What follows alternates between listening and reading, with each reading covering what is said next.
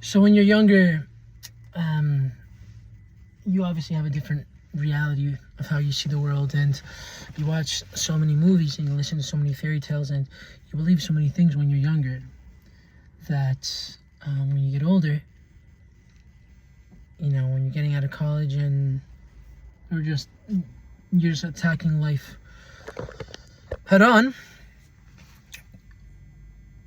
you don't recognize that there is no structure. And the only structure that exists is the structure of gravity, of physics, and if you believe in it, of God and Jesus Christ. Anything after that, it's up to you to pave your own path. The only things that are objectively true is the law of gravity and the word of Jesus. Everything else is subjective. Everything else that falls in between that, subjective. So, I was thinking about the pursuit of wonder and following our curiosity and following and understanding what that even means to begin with. Following our curiosity, following our curiosity, and recognizing what that even means and how to even go about it. And do we have the courage to follow our curiosity? Do we have the courage to lean into our curiosity? Jesus once said, if you don't return to me as children, then you won't be accepted into the kingdom of Christ. I've spoke about before how we get older and we become calloused, right? Like we have to subscribe to the way society functions. So we stop being children. We stop being curious. We stop being wonderful. We stop wondering. And it just hit me. The root of the word wonderful is wonder. It inspires wonder. It just hit me. That is probably one of the most beautiful words I think I've ever heard. And I just never conceptualized that. To be wonderful means to inspire wonder. Everything is wonderful then. Everything inspires wonder. But we've been conditioned to look in the wrong places. The grass in front of me, it's living, it's teeming, it's brimming with life. Each individual cell, each individual, fiber of grass. Like, is grass everything the grass is, or is it every individual, every individual plant? I don't know. I'm clearly not versed in this, but that's besides the point. The wonder in humans, the wonder of timing, the wonder of the construction of a house, the architecture of a house, architecture of technology, the architecture of skill, of character. It's all very beautiful. The way things blossom. The architecture of DNA, the architecture of electricity, it's all so much. But it truly is all wonderful. Chasing wonder, chasing curiosity, chasing beauty, right? Will get us to these places. And it's hard because as we grow up, we're conditioned to think everything is bad, and we're conditioned to think everything is hard, and we should give up on people. We should give up on ourselves. I'm a firm believer, if you give up on people too easily, you give up on yourself too easily. There's a difference between knowing your boundaries and recognizing, okay, is this person bad for you? Yes. But, the most expensive things are free. And the people that we have in our life, those people are the most expensive things. And it's hard because as you grow up, most people, we lose confidence in ourselves. We lose confidence in the world around us. We've been hurt too many times, and we think that's God castigating us. We think that's God's way of castrating us. But in reality, everything is the same coin, just different size. As above, so below. Everything God does is a way for us to show us new paths. And that's a very scary thought, because it's easy for me to say that when I didn't undergo through that much hardship, right? Not yet in my life, at least.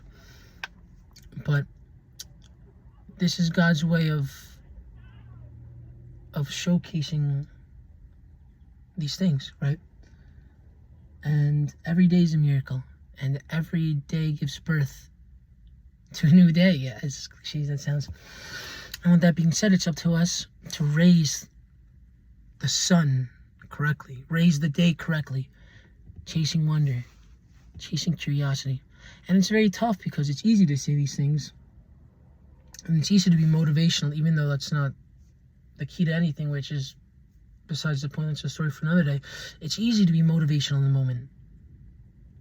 It's easy to be ambitious in the moment too. But when you're in the moment, the actual moment comes, and it's time to strike, it's time to execute, it's time to seize the moment, seize the day. It's time to be courageous. I'll speak for myself at least, depending on how I feel, which shouldn't matter at the end of the day, but depending on how I feel, depending on who's around me, I chicken out. These things take time, and I'm always going to be scared. Likewise, you're always going to be scared about certain things too.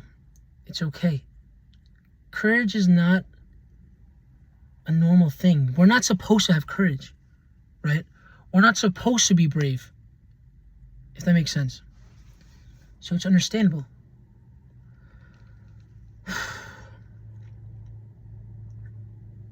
But even though we're not supposed to be brave from an evolutional standpoint, there's still time and there's still hope. And like I was thinking about a few days ago, it's never too late for anything. Except maybe like crypto. But that's about it. So look for the wonder around you and roll the dice and overextend your arm and see what kind of line you bite on, right? Like, or the fish bites on, sorry. Cast out your line. Cast out your line. And if we're being objective, most of the times your line won't catch anything. Whether that's relationships, opportunity, but you throw your line out too many times in different locations, macro, micro locations, we will eventually hook something. It's a game of numbers, right? But it's hard, and it's easy to see that now in the moment. We chicken out because we don't practice and we don't plan. But I reminded myself today, roll the dice and have your intentions set well. Things will work out. And try to be the change that society needs. Try and promote beauty, promote wisdom, promote strength. Promote ownership.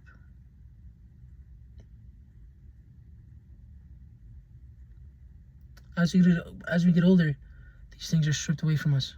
Nothing is stopping us from doing anything. Societal constructs, and that's beatable. The only things that are not beatable, or the only things that we have to adhere to, are the laws of gravity and the laws of God. Which you can make the argument it's the same thing. It's the same thing. Everything else is subjective. Everything else is subjective. So, may God grant you the power and understanding to see with vision today and with a good heart, because without a good heart, we truly don't have vision. You can't let the things around us cloud us, even though these things around us have been consuming us since the beginning of time and leading us with false hopes, not even false hopes, but with false promises and just ungodly and undivine things. It's very tough to please God, but that's not the point. The point is to try, and the point is to overextend your hand no matter what position you're in. And we're young today, and we'll be old tomorrow, just like we're old today, we'll be young tomorrow. That's what we want. So, keep chasing things that are wonderful, that inspire wonder, that are curious, that inspire curiosity.